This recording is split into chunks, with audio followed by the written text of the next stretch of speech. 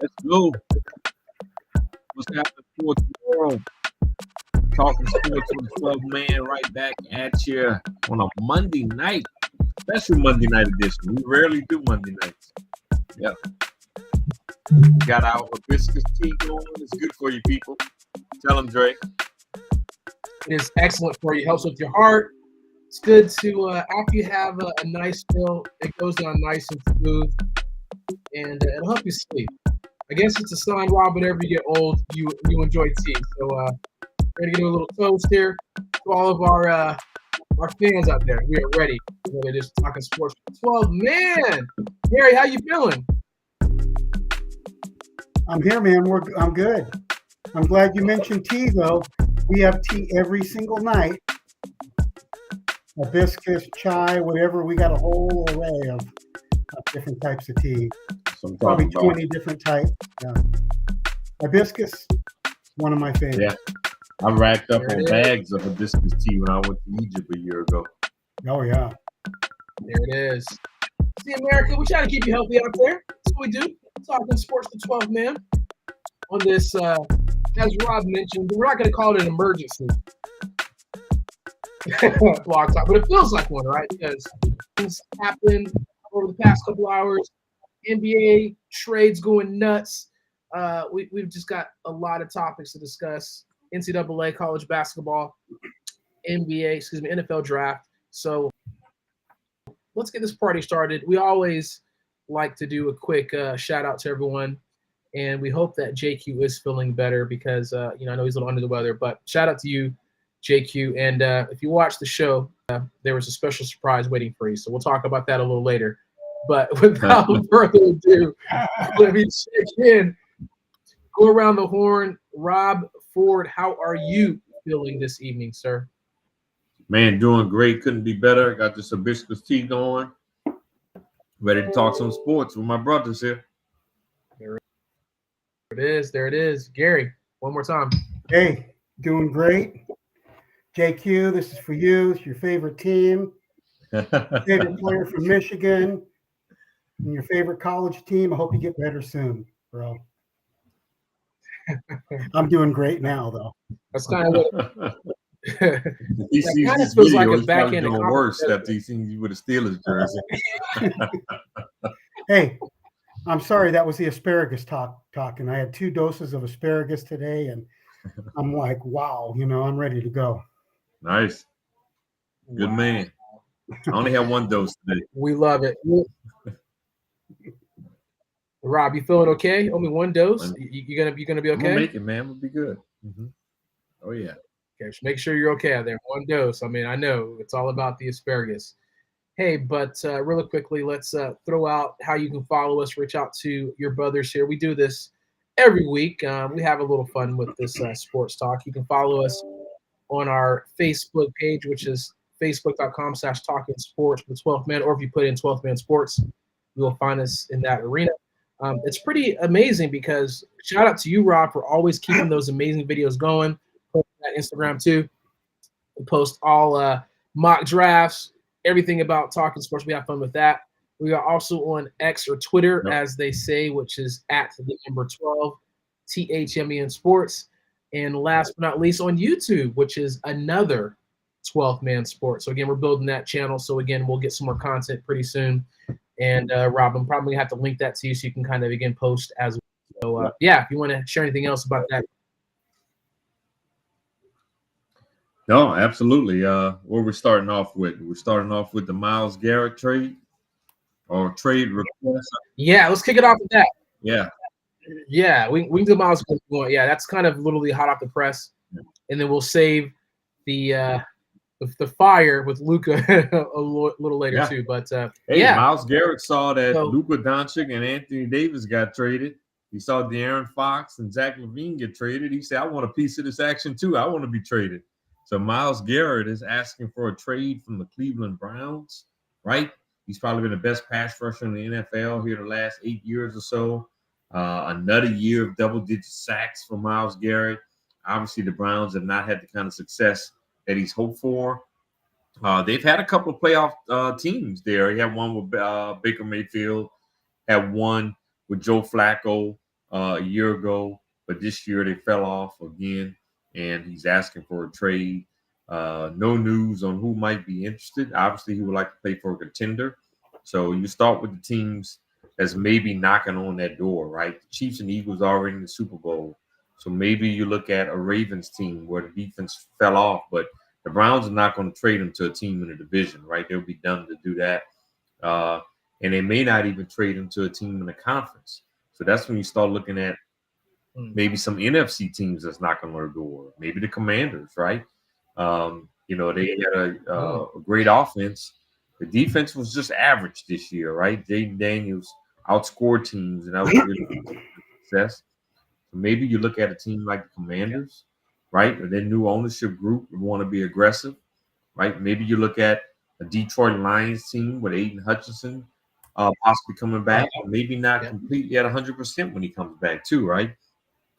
So you look at some NFC teams that's knocking on that door that didn't quite get over the hurdle this season, maybe the Green Bay Packers, etc. So I look for if the trade really does happen, I look for an NFC team to maybe get in there. The Browns are not going to trade him to a team in the division for sure, maybe not even in the conference. They may not even trade him at all because he's still under contract. So, and that's what they're basically saying right now. Well, the only thing I'd say on that is, if he wants to go to a contender, to me, the first team that popped up would have been, Detroit. Yeah. He would be a fantastic addition, Detroit. But the team that, I really don't want him to go to, but that seems to be willing to, spend money for free agents and bring in talent is Washington. Yeah. They're knocking on the door. They're right there. They're just those elite teams. And you bring in a talent like that, that could be enough to push them up to that next level. So I hope they don't. He's not going to want to go to any of the, and another team I think that would be, a good fit for him. It would be Atlanta. They're loaded on offense, and they could sure use that impact player on defense. That player that's going to get in there and, put pressures on that quarterback and, and make those big time plays. So Atlanta. I was excited on that one. He jumped up. He's falling asleep. That would be another team that came to mind. Falling asleep. No, I was being calm because. Yeah, go ahead, Gary. I'm gonna let you have the floor. Well, because they're loaded offensively, and to bring in a player like that puts them in that next, not at the top echelon, but now you're knocking on the door. Now anything can happen at any time, So that would be a very good move for the Atlanta Falcons. I'm glad you said it, Gary, because if I say it, it comes off as homerism. But you pretty much nailed exactly what I was going to say. The first team you think about is the Detroit Lions, and then followed by them is the Commanders. And, there is a small lifeline for the Falcons, obviously, because that is one of our biggest needs. And again, it'll take a lot to get it done because we don't really have a lot of cap space. We have to be pretty creative. Right. If there was a way we can kind of say, here's Kirk Cousins and here's a pick or some type of way to get that done, that would be kind of a dream come true. If that could, literally come to fruition, because every Falcons fan is like, man, all we need is pass rush, So, and having Michael Penix and having a great Gary, obviously attract you to certain teams. Obviously that's with the Commander Jaden Daniels, he's going to attract a lot of free agents, and so hopefully the same thing can be said with having a Michael Penix Jr. to see, hey, this team is going some places. You're the missing piece. A lot of pressure if that happens, but again, a small lifeline. I'm like, I didn't want to say it, Gary, so I'm glad you did. So thank you for letting me have the space to kind of bring it up. So I'm like, man, are we even giving an option? Well, when you're talking about Penix, he's going to be a star in this league. Wow. He really is. I watched him with the Huskies, and the guy can throw the ball. His only his only thing against him was how mobile was he going to be, and I think he really, during his time, coming into the NFL, he showed him how he could run the 40. He showed him in his drills. He showed him everything that those teams needed to do. So he's with a good organization that's gonna win that division for several years, and doesn't matter who Rob brings in, they're going to be second in that division or third in that division for a while. I think he's jumping the gun. To butter me up. Gary's buttering us up tonight, man. I love it, Gary. Let's that go. Out there. I don't. They're a good team. I don't know what he's jumping the gun. We don't know what these teams are going to look like from year to year, so you can't jump the gun like that. You know what teams are going to look like year to year. So what? Absolutely, you do. Right? Kansas City's going to be in the Super Bowl. Y'all were the same ones that all picked the Falcons to win the NFC South last year, and I told you guys on this show, I said, do not count out the Tampa Bay Bucks and the New Orleans Saints. And look, the Tampa Bay Bucks won the division yet again, and I hate it too because I don't want Tampa, Atlanta, or Carolina to win. We won.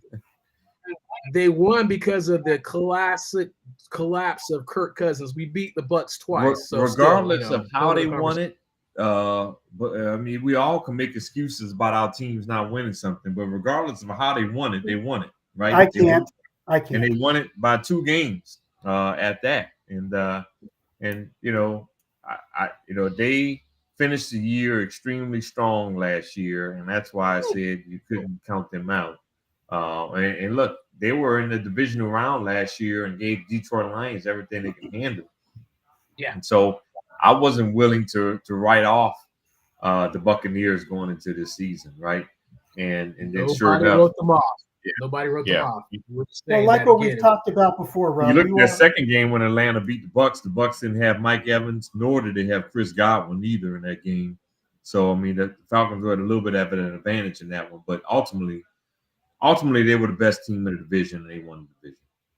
Well, the only thing I would say to that, Rob, is you are right. As we cannot predict, the outcome of these. We try, right? We try every week. We try and predict something. But when it comes to the any of the sports, but really the NFL, with as a violent of a game as it is, it's and there's so much. Just like I've said, you have to have that good team to begin with. Then you have to have, minimize your injuries, peak at the right time, get the right calls here and there, and then you get to play Kansas City in the Super Bowl. Good call. Yeah, I mean, that's a great segue into the next topic, which are some key players in the Super Bowl, and obviously our Super Bowl prediction. And like I said, obviously right off the bat, we know key players for the Chiefs are going to be Patrick Mahomes, Chris Jones, dare I say Travis Kelce in his old, he's 100 years old, but that's an option to look at. The coordinators, Andy Reid as well as Steve Spagnuolo. That's a key player, I think, in a weird way. Then you got on the Eagles side, you obviously got Saquon, you've got Jalen Hurts, you've got obviously Jalen Carter. I mean, the defense for the Eagles. I mean, it's going to be an interesting game, and secretly, I think the Eagles kind of wanted this, so I think they're gearing up for this. You have a very, very motivated Saquon Barkley.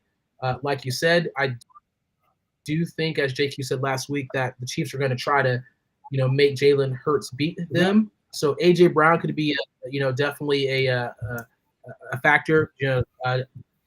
Was it Devontae Smith?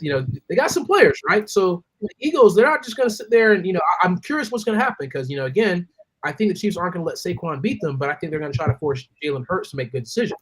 So Jalen, let's see how you do. I'm going for. I know this hurts. I know, Gary.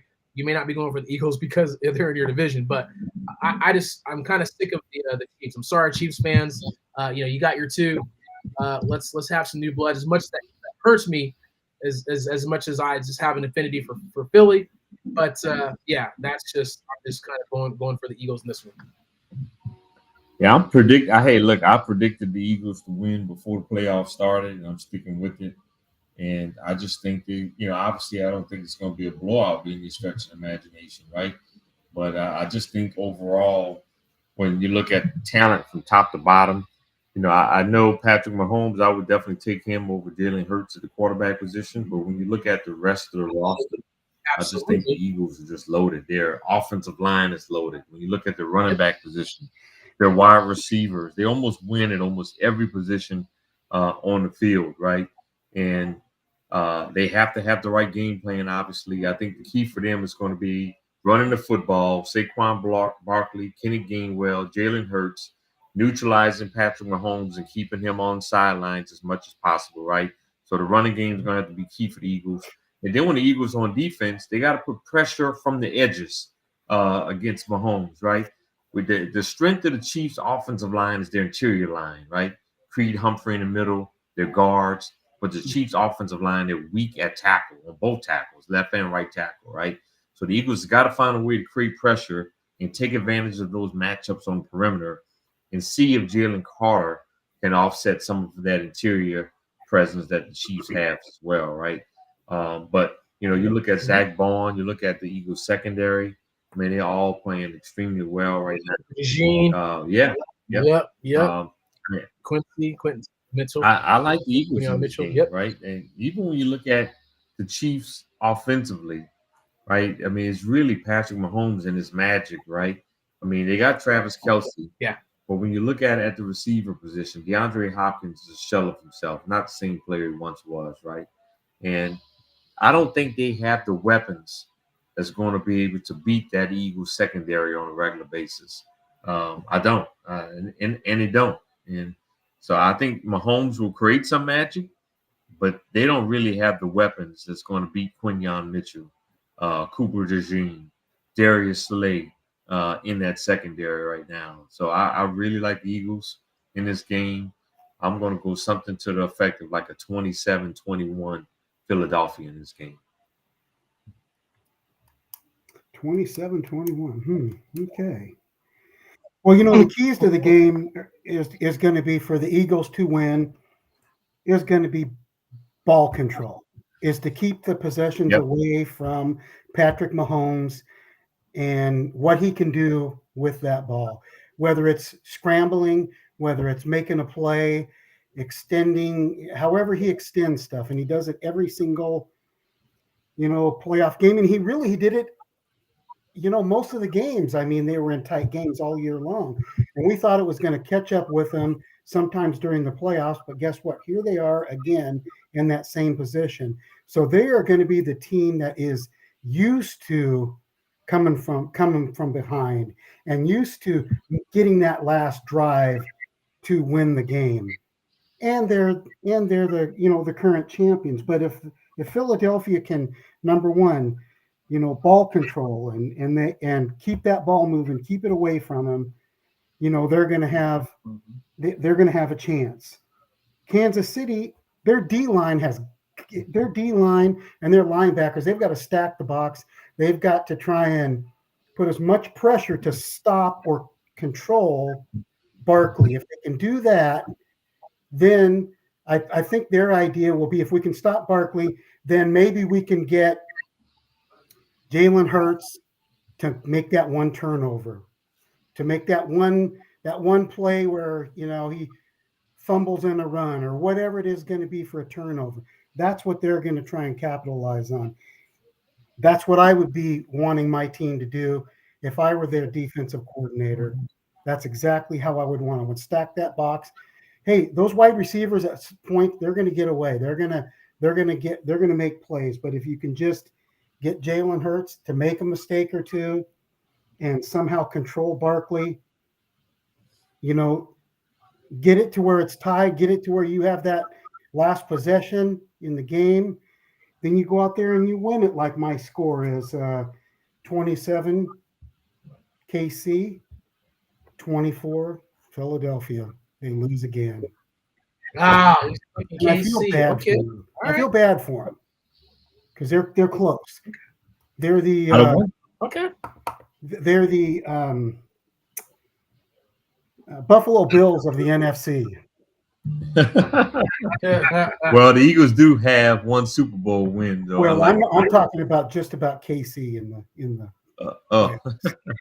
Now, the one thing I will say that the Eagles are going to watch in this game, Jalen Hurts has really struggled against the blitz this year. And in years past, he's actually been really good against the blitz.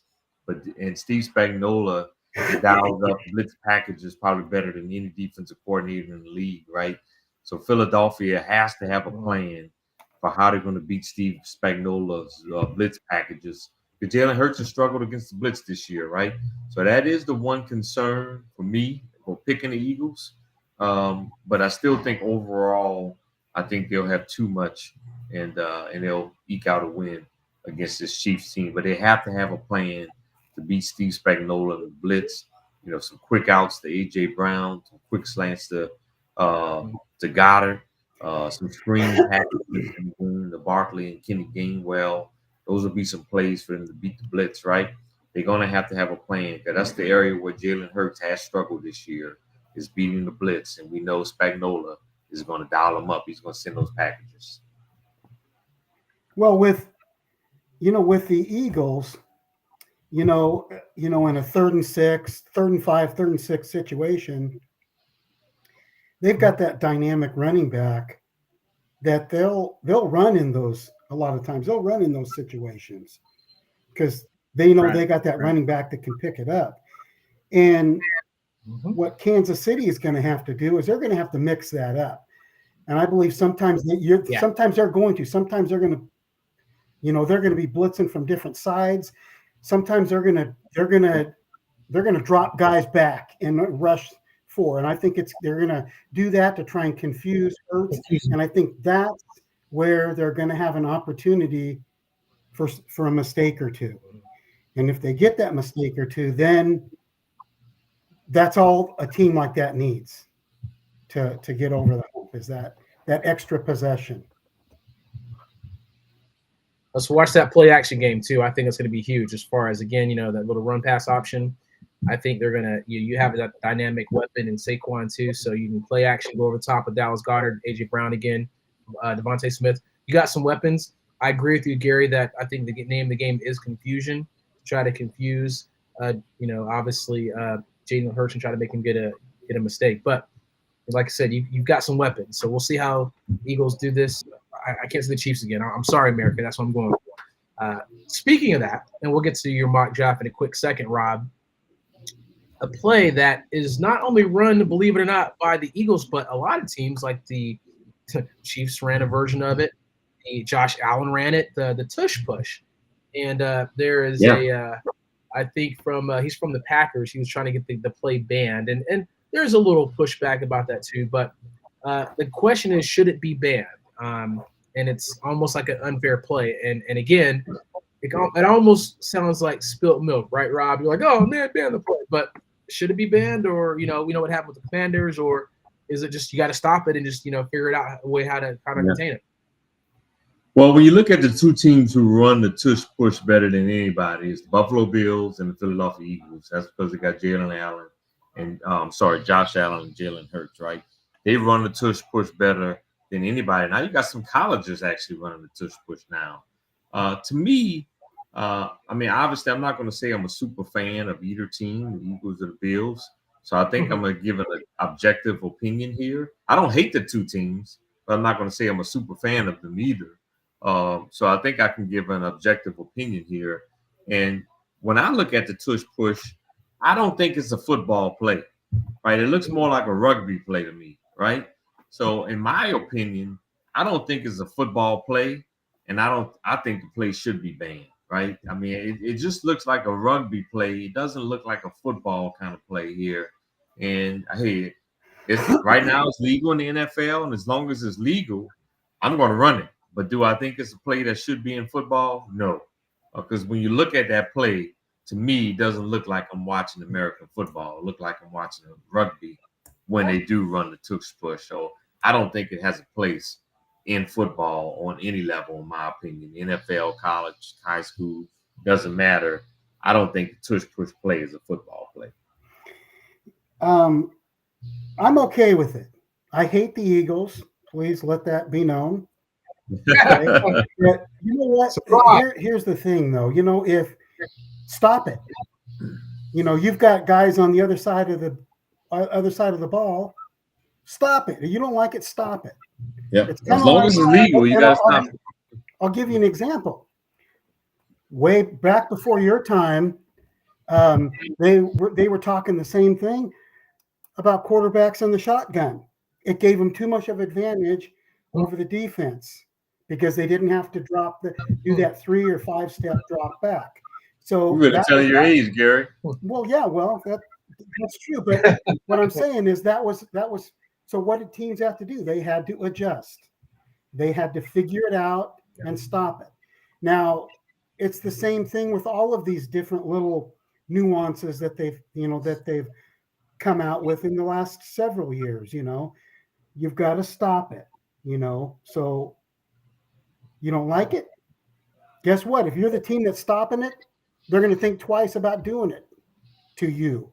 Especially if you're I would like to see the Cowboys stop it, but every time they do this push on the Cowboys on 3rd and 3, they get 6 yards on it. So we're not the team to stop it. Yeah. But there is going to be a team out there that's somehow going to figure out that little angle or little whatever they've got to do to figure it out. That's going to slow that thing down and make it so where it's not just an automatic first down. Because that's what it seems to be, is an automatic first down almost. Yeah. And look, you're right. There are a lot of plays. I mean, you look at the RPOs, right? When you watch football, both on a high school and a pro level, college and a pro level, 25 years ago, you weren't seeing all the RPOs that we're seeing. And right, that's a play that we have to adjust to. Yeah. But RPOs at least look like a football play. The tush push does not look like American football. Now, I agree with you. As long as it's legal, you got to find a way to stop it. But should it be a play in American football? I don't think so. It just doesn't look like a football play to me. I mean, if you look at it's tough. If you look at some of the teams, like go back and look at some of the films in the 60s, late 60s, early 70s. Yeah, you'll see teams that did versions of what Philadelphia is doing right now, pushing on their guys and getting them in there. Yeah, yeah. So it's not.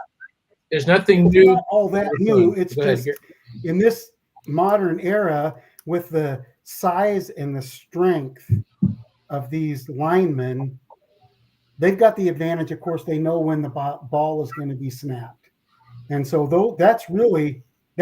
That's the advantage. So if some teams have tried to jump it, and they did that. It was a bad spot and all, but they did that on Buffalo. They jumped that. They jumped that snap, and earlier they had done it and got called on it. But that's what they did. They jumped that snap. It was a bad spot, but it was still a lot closer than it should have been in that particular AFC game. Yep. Let's wrap it up. And I think, speaking of back in the 60s and the old school, you had a team like the Green Bay Packers that ran that counter straight. Like you knew it was coming. You couldn't stop it. That was the crazy part. Vince Lombardi ran that play like front, back. I think there was like 8 hours. And they're like, we're sick of the counter tray. But you knew it was coming, and you couldn't stop it.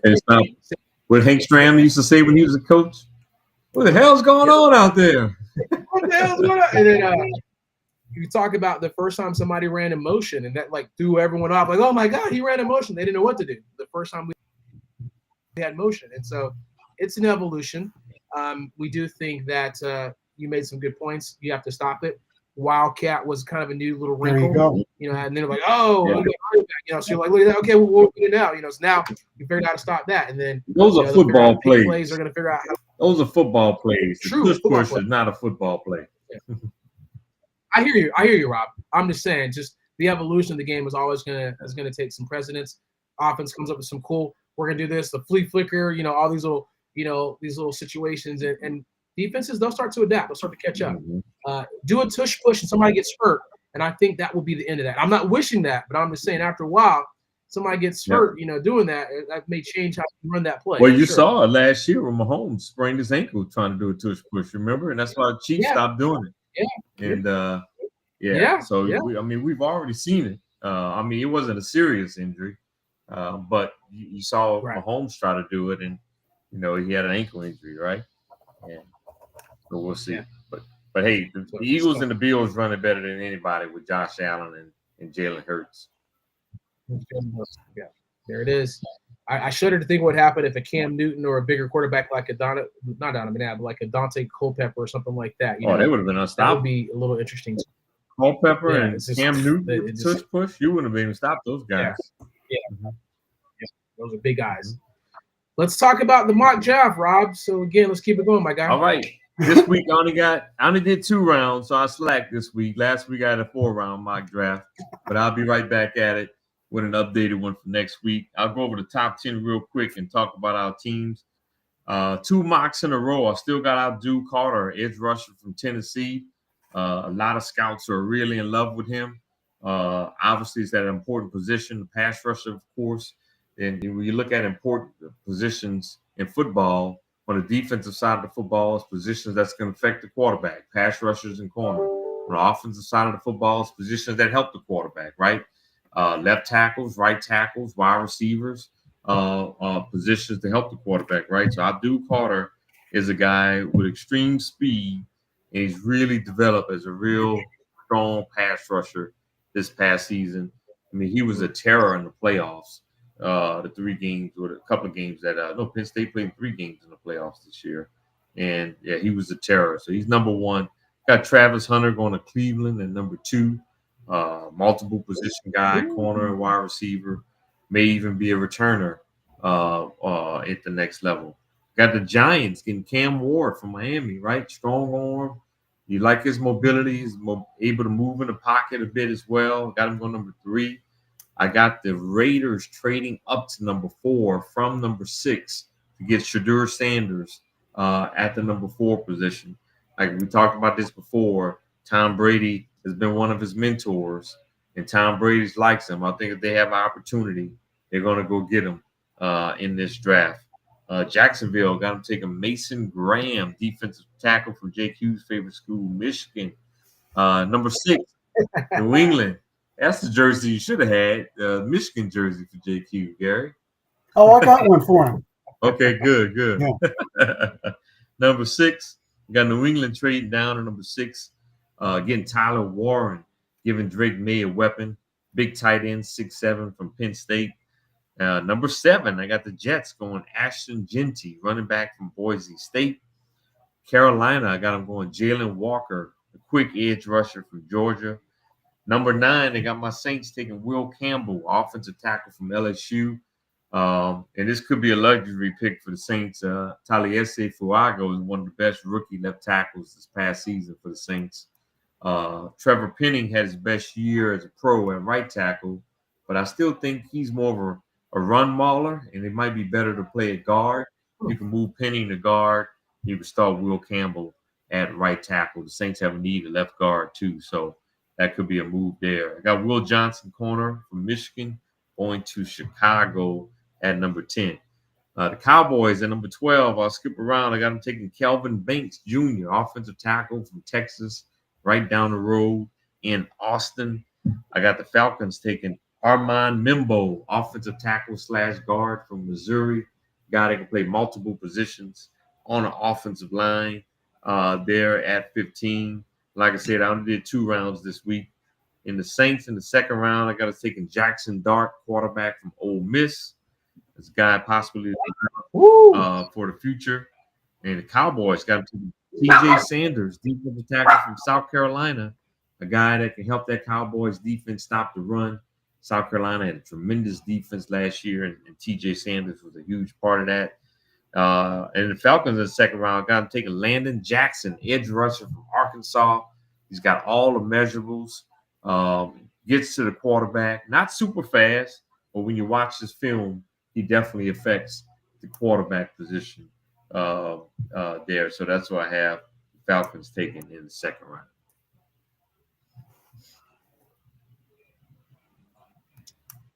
Rob always trying to get us with these offensive lineman picks, man. Come on, man. I'm just saying, man. Hey. That first round pick better be a defensive player. Yeah. What did you spend a first round pick on last year? Last year, Michael Penix Jr. I get what you're saying. Yes, we need some protection. We need a right tackle. I get you. I hear you. But I'm not totally mad at the quarterback is the most important investment. And if there's one opening on the offensive line, you got to address it. I mean, again, we appreciate. I got the Saints taking offensive lineman too, and it might even be a luxury pick. But yeah, they can always leave Trevor Penny, the left guard. Those aren't the sexy picks, you know. Mm-hmm. But that's okay. I'm okay with it. Absolutely, the necessity. Because you got to win in the 100%. You know where you win the games, offensive line and defensive line. And defensive you know, so you build that offensive line, especially with that young quarterback. I'm not mad. I'm not mad at it. I'm not mad at it. Again, right now I feel the weight of a lot of Falcon fans with defense, and again, we better not draft a tight end or a running back. I just want quarterback to fall down to number 12. Yeah, we'll see about that. But like I said, in our perfect world, there's a trade back, and then you get defense, you get offensive tackle, whatever. But again, we'll see. It's a long offseason. If you get all your needs taken care of in free agency, then we can talk about some openings for the draft. Rob, I got one question for you before we move on. Okay. Mm-hmm. Okay. So who is the next best running back in the draft, and where do they go? Who do you have? And how far away are they from? How far apart are they? Genty is the only first round running back in this draft, right? There won't be another running back in this draft to go in the first round. And right now, I have the next running back going in the third round, and that's Quinshawn Junkins, running back from Ole Miss. I'm sorry, he was at Ole Miss. He transferred to Ohio State. So he's the next guy. And look, I like Junkins. I think he's going to be a heck of a player in the National Football League. He catch the ball out of the backfield. He's not as good a runner as Genty is. That will be the difference. He's not as fast as Genty, but he's going to be a guy that still can have an impact in the NFL. Omarion Hampton, running back in North Carolina. I think he's another guy that's going to go in the third round. Travion Henderson, running back from Ohio State. These are all guys that I think can go in the third round. And they may even sneak into the second round, right? So there's some pretty good depth at the running back position in this draft right now. And then when you look at, there's some other guys too. You got the kid from Arizona State who had a heck of a playoff game against Texas, had a heck of a season as well. I got him somewhere in the third or fourth round too as well. So look, there's some decent depth at the running back position. Caden Johnson, running back from Iowa, he's another one that's in that third round mix too. So I think you'll see quite a few going that third round. Okay.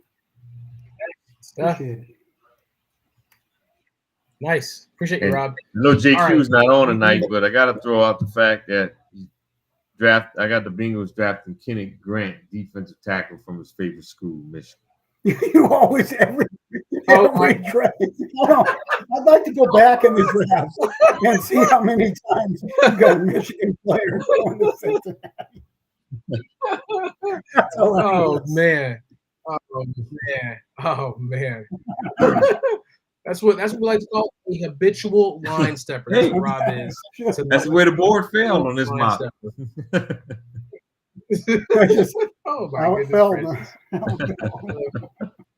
Hey, what did JQ complain about last week on the show? We need defense. And he gives one, and this is just having to be a Michigan player now. No other player in the country can go there. It's got to be that. Not Michigan. Hey, we've waited. We got about 20 minutes. I want to get some time in to talk about the trade that kind of shook the world. And Rob, bear with me. I know we can talk about other things, some extensions, but we can spend some time talking about this because, when the Luka for AD and there's a couple other players that came across, didn't know if it was like a joke or something. Right? I was like, wait, what? I had to read it 3 times before I believed it. Yeah, is this like somebody like, are you punking me? Are you pranking me? And then like I said in the text, I was like, didn't even know that Luca was even available for trade. All of the Instagram little videos are hilarious. They're like, hey, you'll give me what? Are you serious? Like the phone calls are nuts about what's going on. So here it is. Right now, Luca going to the Lakers. Didn't know he was even available.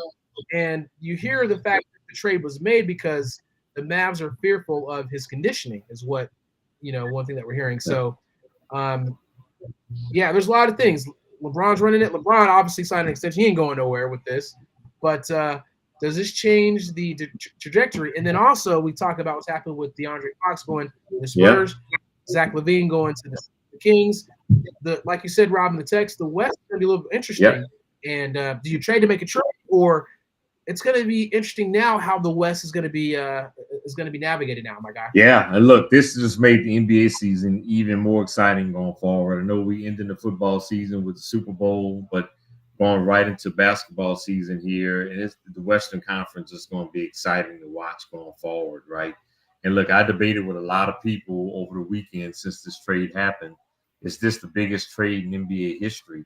You go back to the 70s when the Milwaukee Bucks traded Kareem to the Lakers, right? He won one title with the Bucks.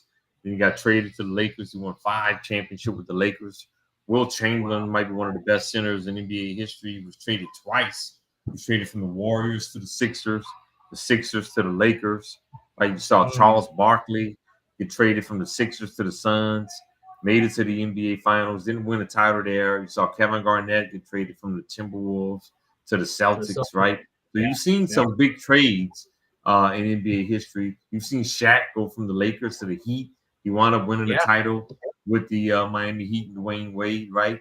But if you look at most of those trades, those big trades in NBA history, most of them wasn't a star for a star like this one is, right?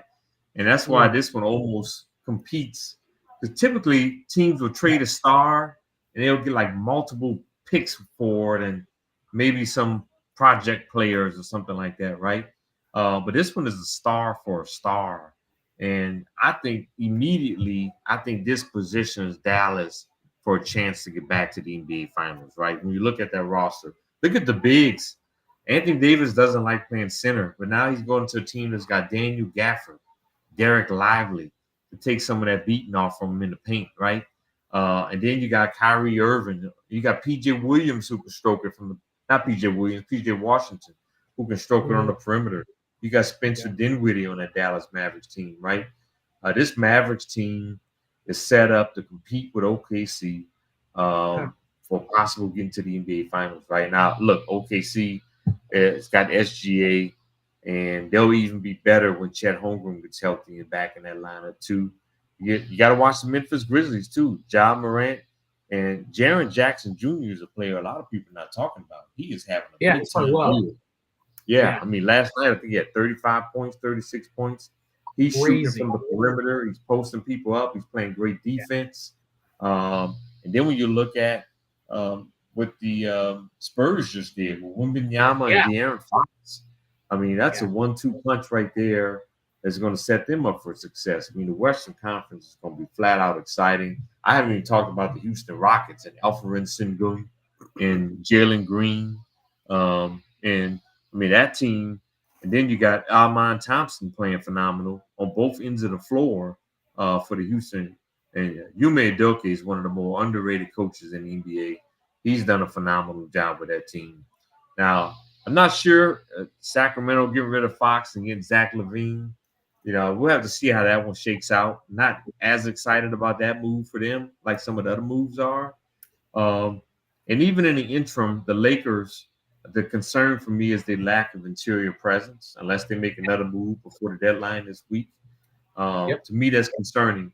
And then when you look at Luka and LeBron, both of them like to be facilitators. Both of them like to have the ball in their hands, right? How does one adapt? Kyrie adapted with Luka. Kyrie came off the ball with Luka Doncic, right? So how is LeBron and Luka going to adapt to both of those players like having the ball in their hand? That's the biggest question mark for me for the Lakers and not having no interior presence now without AD. And that's why in the immediate, I think Dallas wins this trade because I think it puts them in a position to possibly win the Western Conference. We'll at least compete for the Western Conference, that's for sure. A lot of tough teams in there. It's going to be fun to watch. It's going to be fun to watch. I was shocked with this trade. And I couldn't really think of any other trade. And I went back, what you talked about with the old trades back in the, in the 70s and stuff. I looked back at that and I just couldn't think of anything that really compared to this. And with like Anthony Davis, he just closed on the $32 million home in LA. Yeah. I don't feel sorry for him. He's making enough money. He'll figure it out. But and Luka's just here like last year, he bought a $16 million home in. So they had no.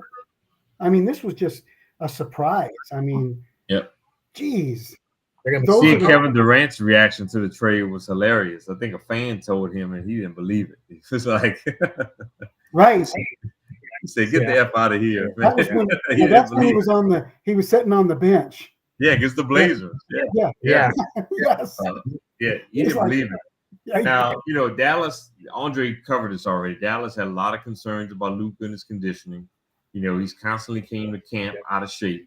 And when his trade happened, I didn't hear a lot of reporters talking about this, but this came to my mind. I don't know if you guys remember last year after they won the Western Conference Finals against the T-Wolves, Michael Finley, who's the director of player development for the Dallas Mavericks. We all know Michael Finley played in the NBA too, right? And Luka was drinking a beer, and Mike Finley walked past him and snatched the beer out of his hand, right? That came to my mind on yesterday when the trade happened, that the Mavericks were constantly trying to get him to be better with his conditioning and dieting and things of that nature. And that scene just popped up in my head on yesterday. And the Lakers are looking at this game. This kid is 25 years old. He's one of the more skilled basketball players in the NBA and in the world, right? And the Lakers are looking at, how about we pair him with the best conditioned guy in the NBA, LeBron James, my point. and see if he can be a mentor to him, get him to have a better fitness regimen, right? And then LeBron fades out, walks off to the sunset, retires, and hopefully that will leave an impression on Luka going forward for the next 10 to 12 years. So LeBron, I think that's what the Lakers are banking on. Well, and I agree with that. And LeBron he's not that type of a teammate. He's going to put up with that.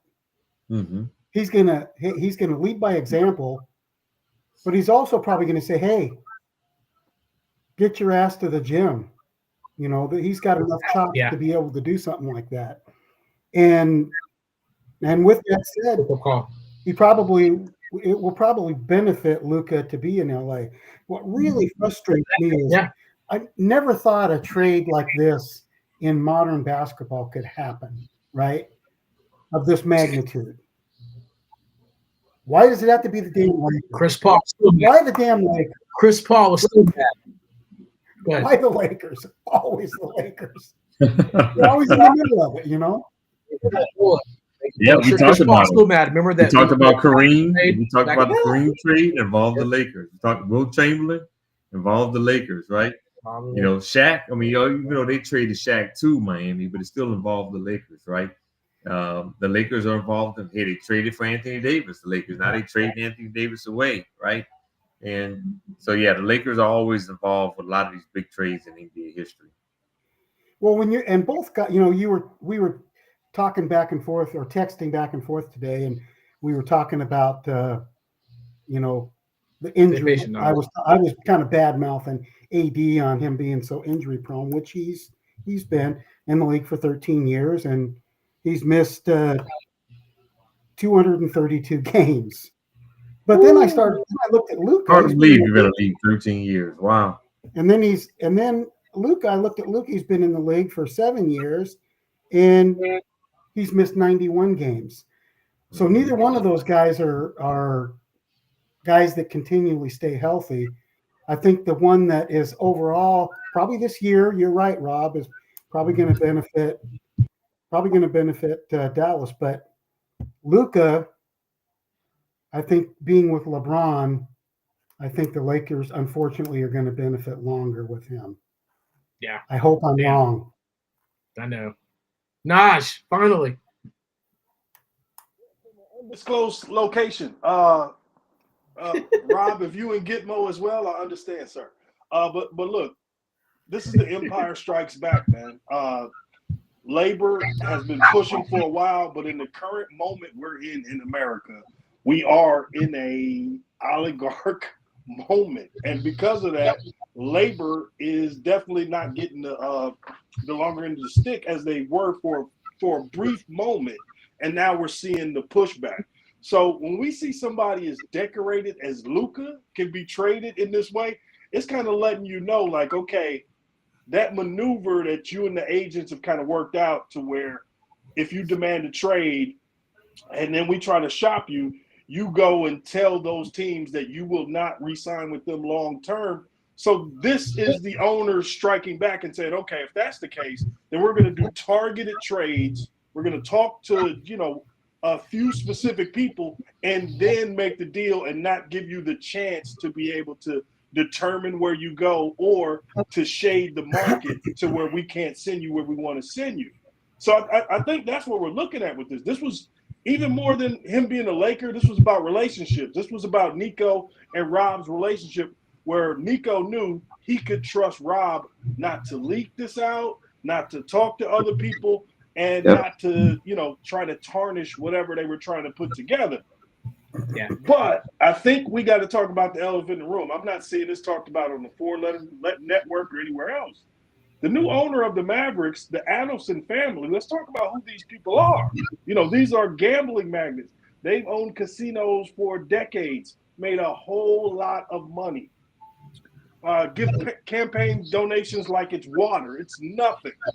But they blanched at the idea of an employee being able to dictate terms, and we got to pay him almost $400 million. Oh, the hell with that! I think we're giving way too much autonomy to Nico in this situation. Where I think at a certain point he had someone to report to, and to a certain degree he was following orders. And at that point, he just had to get the best that he could. Hell, Rob even pulled a second rounder out of him, which was one of the most egregious parts of that trade. But yeah, man, this is an amazing thing. This is one of the biggest trades in NBA history. Guys like this do not get traded at 25 unless they force their way out. So yeah, this is amazing. Yep. Yeah, and you look at a lot of those other trades that we talked about in NBA history. In most of those cases, to Naj's point, those guys wanted to be traded. Kareem, he wanted out of Milwaukee, right? He asked to be traded. Shaq at that time wanted out of LA, right? And he got traded to Miami. Charles Barkley at that time wanted out of Philly. Kevin Garnett wanted out of Minnesota, right? Anthony Davis, the first time, wanted out of New Orleans, right? So a lot of these players, these are players that wanted to be traded. In this case, these two guys never asked to be traded, right? And all of a sudden, a huge blockbuster trade, and definitely makes it one of the most incredible trades that we've seen. Like I said earlier, I had to read it 3 times before I believed it, right? It had to be some kind of joke. Luka Doncic for Anthony Davis, unreal. Yeah. Everyone thought that. Yeah. We're wrapping up the show. I want to let you guys pick a topic here. And Rob, you had an interesting thing about Larry Hamilton. He is stepping down, the coach of FSU. Yeah. And if you look at why he's stepping down because the players, he's getting sued by his former players for some NIL discrepancies with money and not getting paid. And this is kind of the crazy part about what's happening right now in college, basketball and sometimes the college sports as far as NIL, where it went bad. 76 years old, great coach. And feels like he's like, I have no regrets, but it's just kind of crazy how this is the situation, why he has to step down. And you kind of wonder, Tony Bennett from Virginia stepped down. Jim Larinaga also, is out. So you kind of wonder, they're kind of like, I'm done with this. I don't want to deal with that. But I just think it's kind of an interesting situation, kind of why he had to step down from FSU. And obviously, they were predicted to win more. There have been some up and downs, the tournament. Obviously, Dick Vitale wrote they should have won a couple things, and they didn't pull it off. But just kind of a sad situation, I think. Yeah, and Leonard Hamilton is one of the more underrated college basketball coaches, right? And obviously, he wasn't at a blue blood college basketball university, but he's had a lot of success there at Florida State. And you look to me, one of the things he did extremely well is he took long athletic guys that wasn't highly recruited and made them into NBA prospects, right? When you look at what he did with Scotty Barnes, for example, this was a guy that was not highly recruited, but he was an athletic guy with long arms, invested in him, got him to play great defense, and you see a guy whose game is really translated well to the National Basketball Association, right? Matter of fact, Toronto, I think, has won 8 out of their last 10 games right now on the road. With Scotty Barnes has been a big part of that. I mean, they may not still make the playoffs, but they're on a little run right now. But he's developed a lot of those kind of players that has had an impact in the NBA. But overall, I mean, he's done very well at Florida State. And you mentioned it, Tony Bennett. I mean, heck of a basketball coach at Virginia. He's another guy that's developed a lot of 3-and-D guys in the NBA. You look at DeAndre Hunter for the Hawks. You look at Trey Murphy for the Pelicans. You look at Ty Jerome for the Cavs, right? He's developed a lot of 3-and-D guys that are going to have success in the NBA. And Tony Bennett actually won a college basketball championship. And you look at the ACC this year, and the ACC is down as a conference, right? And this used to be the powerhouse in college basketball, but you lost Larinaga in Miami, you lost Tony Bennett, and now you're losing Leonard Hamilton, right? These are some huge, big-time college basketball coaches, and you're seeing it affect the conference as a whole. It looked like Duke is running away with it. I hate Duke. Let me get that out there, but but yeah, it's unfortunate. But he is 76 years old. You get a chance to retire and hopefully enjoy life, enjoy family, etc. But definitely one of the more underrated coaches that probably never got his just due.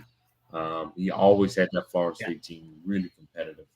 And like I said, he did it with a lot of guys that were not 5-star or 4-star recruits. Okay. You can pick a topic, Gary, as we get ready to wrap this thing up too, because we got about, not too much Okay, time. here we So go. if you want to pick something, Let's talk about the recruiting classes, college recruiting classes. Your top recruiting classes are Texas, Georgia, Ohio State, Alabama, and Oregon. And I looked and looked and looked and looked and looked, and I wanted to see where USC was.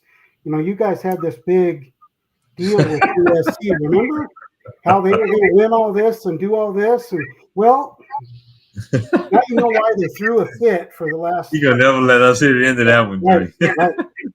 So never. Why would someone want to go to Eugene, Oregon, and play for the Ducks instead of go to LA and play for USC? It's simple. Nike, Neil money. When we made that comment about USC, that was before the Neil deals came about. They want to compete. Mm-hmm. USC is not there. Neil money. Nike sponsoring that Neil money at Oregon. Yeah. Mm-hmm. We talk about the history though of USC though, man. I mean, the USC has a lot of just nostalgia too, So again, we talk about that. Yes, we got to get to the new times, but USC it's still a name brand, right? So again, once I get the money, that's 2 decades ago. You're talking about 2 decades ago. And look, the brand is still a little tarnished. It's a little tarnished. I'll give you that. I think Lincoln Riley. One NIL deal. I recorded a video clip about a week or two ago, and I talked about college football coaches that are going to be on a hot seat going into next season. And I think Lincoln Riley is one of those coaches, right?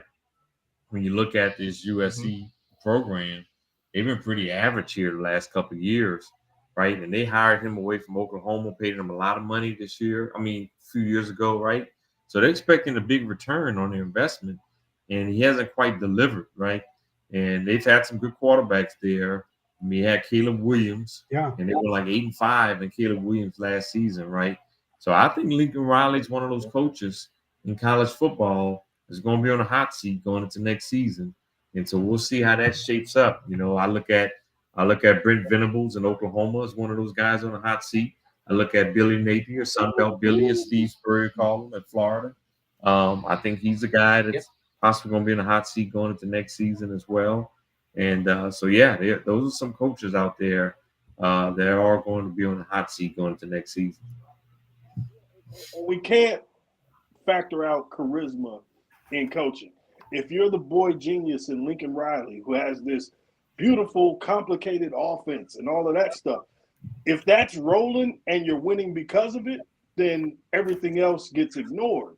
But if you're disappointing, then at that point, your lack of ability to kiss babies and shake hands and all of that starts to become more of a factor. And then you start to see factions among the alums of who wants to get rid of you, how much money they're willing to put up to get rid of you, and who they've got in their mind as who should replace you. So, yeah, that gets real difficult. And Venables, I mean, the style of football they play, which is not aesthetically pleasing, bruh, he only got so long. And I believe we talked about this when he was hired, that was going to be a difficult role for him to hold, because those Oklahoma fans have some really high expectations, despite historically them not being as good as they think they are. So, yeah, that's going to be a tough one, man. Yep. Agreed. There it is. Last thing I'm going to talk about, too. Marcy, I know she's watching. The Warriors, they're baking all kinds of calls. They're trying to call your mom and your daddy. They're trying to get, some word about, again, stuffing around Kevin Durant. Got to give up Kuminga. That's something that they're talking about. And we'll see if they're crazy enough to do something stupid, whatever. But, again, they're trying to make calls and, trying to get any superstar. Anyone. Rob, you a superstar? They can call. Garrett, you a superstar? They can call. Naj, You probably hear that. superstar? They can call you. Hey, what about? Hey, what about this? They're making calls right now as we speak. Well, Phoenix, they really want Jimmy Butler, but they want to get rid of Bradley Beal. But nobody wants to take on that Bradley Beal contract, right? And so now, rumor has it that Phoenix, I think they've come to the realization that they can't get rid of Bradley Beal, and they don't want to get rid of Devin Booker. So now they're like, okay, well, maybe we can give up Kevin Durant and see if we can get Jimmy Butler, right? And so that's where that name is coming from now, that they may put Durant on the trade block so they can get Butler. And I'm not so sure that's even a good deal. Why would you want to get rid of Kevin Durant? Because Kevin is he's better than Jimmy, right? He's better than Jimmy. So that's why would you want to do that? Mm-hmm. Yeah, that don't make any sense to me. I don't see that happening. Golden State and the Lakers got caught long and wrong. No country for old men. Bron is age, Steph is age. They can only carry so much, and they need so much more around them now to win like you want to. So at this point, Steph's going to have to start to prepare his farewell tour as well as LeBron. As you saw, the Lakers just openly decide, hey, man, and we got a chance to get Luka, bro. Sorry, we're just going to pull the plug on this whole, LeBron AD experiment and see what happens.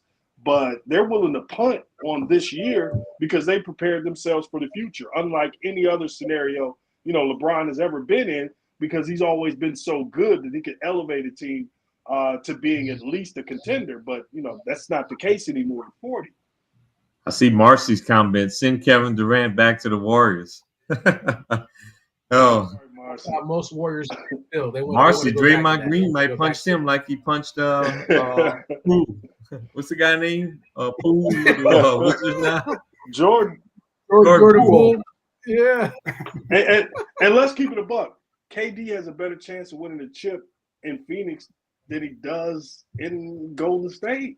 Sadly, looking at those two rosters, he's got a better chance there.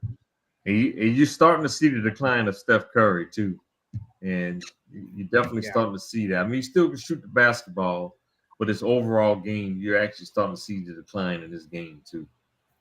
Yeah, your legs are the first thing to go, and you got to do so much running, chasing, and the things he has to do to get open. Like, come on, man. So yeah, man, it's tough. Even though he's still great. If you could Steph Curry, the best shooter in NBA history, so no shame in that. Yeah, no question. Yeah. That NBA, you do worry about those NBA seasons are so long and so hard on those players. Yeah, it's hard on their body.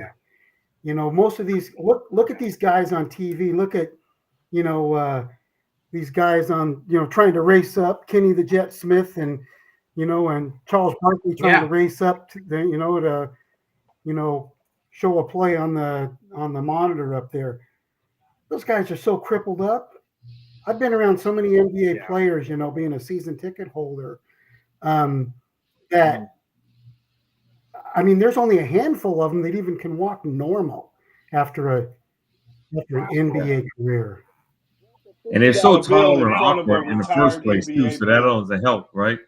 Right.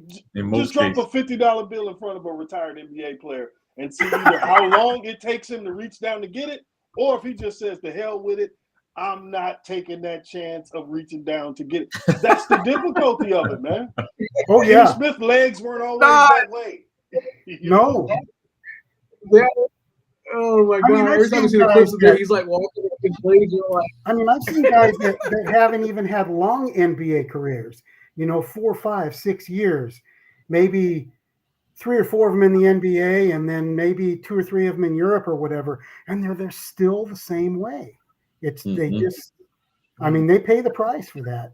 They get paid a lot of money, but boy, they're crippled for the rest of their lives. It's not a good scenario, man. Well, like I said, any last things you want to talk about, Rob? Any last thing you want to point out, my guy? Hey, I think we covered a lot on the show. We got the Super Bowl on this Sunday, so we'll be back to you guys on next week. Follow us on Talkin Sports with the 12th Man so you can keep up when we're going to be on live. We want to hear from y'all all the way from Philadelphia to Kansas City to New Orleans to Denver to Fresno to Honolulu, all the way up to Anchorage. Tune in. Follow us on Talkin Sports with the 12th Man. We want to hear from you all. And JQ's favorite city? Albuquerque, New Mexico. There you go. And Fresno, California, to Jackson, Mississippi, and California. JQ, get well. Wow. Well. Yeah. Absolutely get well. Shout out to Jerry, your granddaughter, man. What a beautiful little one, man. So shout out to that. Thank you. And man, we're having fun. Again, we appreciate you guys tuning in. As Rob said, follow us. Yeah, listen to us. Again, anytime that you want to give us some feedback, shout out to Marcy. We love the feedback. And we'll obviously comment on the show with that. Rob, we appreciate you always putting the topics. Naj, we appreciate you joining from an undisclosed location. We appreciate you coming up. Man, we love your commentary and little things like that. It keeps us going. Man, again, what a great show. Gentlemen, next week we're going to figure out who was right. Is Gary right with the Chiefs? Andre and Rob, are we trying to – Naj, what do you got for the game real quick? Yeah, the Chiefs or the Eagles real quickly. Who you got? Chiefs. All right. Chiefs. We got Gary, Naj, and JQ with the Chiefs. Andre and I going with the Eagles. Sorry, guys. Go Eagles. Oh, man. Let's go Eagles. We'll see what happens. I know it's kind of crazy. Next week, gentlemen, we'll talk about it. Have fun. Peace out. All right. Good night, everyone. Good night.